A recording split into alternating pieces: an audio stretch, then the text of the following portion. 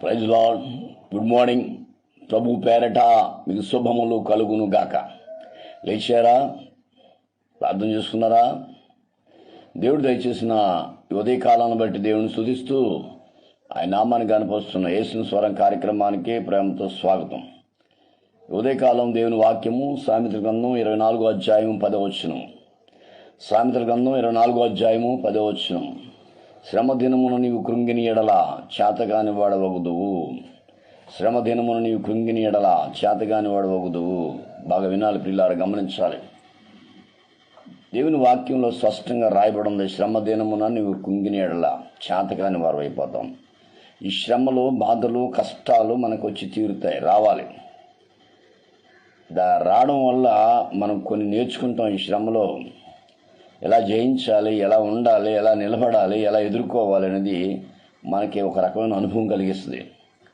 యోహాను 16:33 ప్రభు చెప్పాడు, లోకంలో మీకు శ్రమ కలుగును, ధైర్యం తెచ్చుకోండి.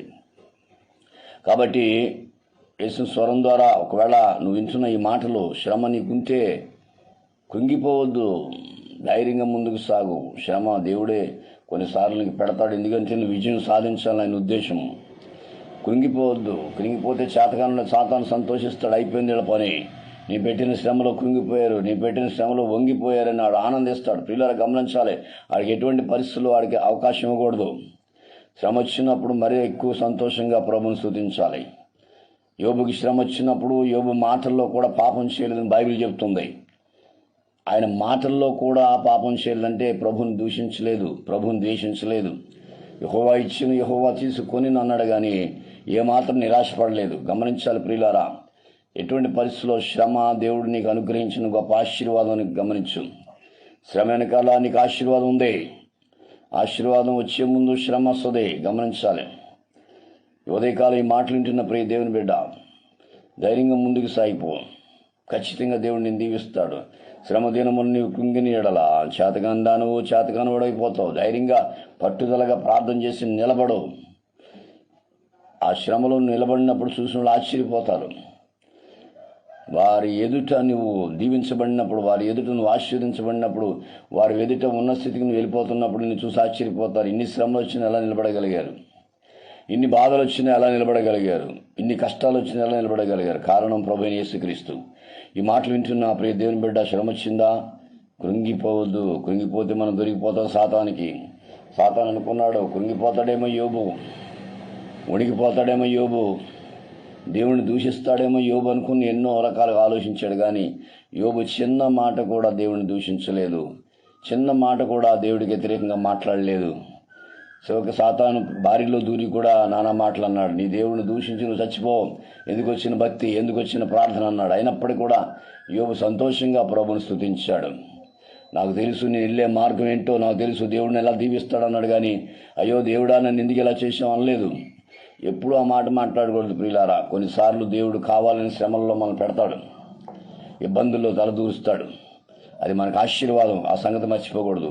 ఈ మాటలు వింటున్న ప్రియ దేవుని బిడ్డ, శ్రమ దినం నీకు కృంగిపోయిన ఎడల చేతగాని వాడవద్దు. మళ్ళీ పోరాడాలి, మళ్ళీ నిలబడాలి, మళ్ళీ విజయం సాధించాలి.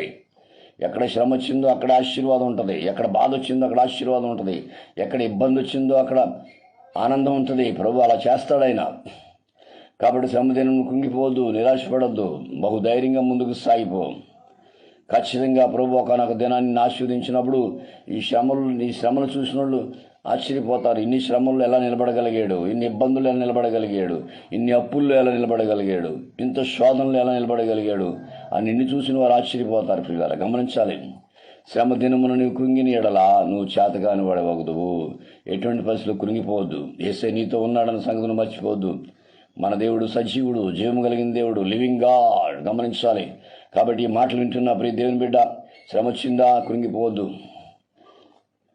బాధ వచ్చిందా కృంగిపోవద్దు, వ్యాధి వచ్చిందా కృంగిపోవద్దు, నిరాశ, నిస్పృహ, బెంగలు అన్ని పట్టుకొని పీడిస్తున్నాయా ఏమాత్రం కృంగిపోవద్దు.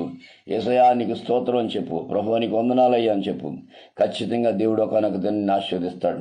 అటువంటి గొప్ప విశ్వాసంతో ఉండటానికి పరిశుద్ధాత్మ దేవుడికి సహాయం చేయదుగా. ఆమేన్. God bless you.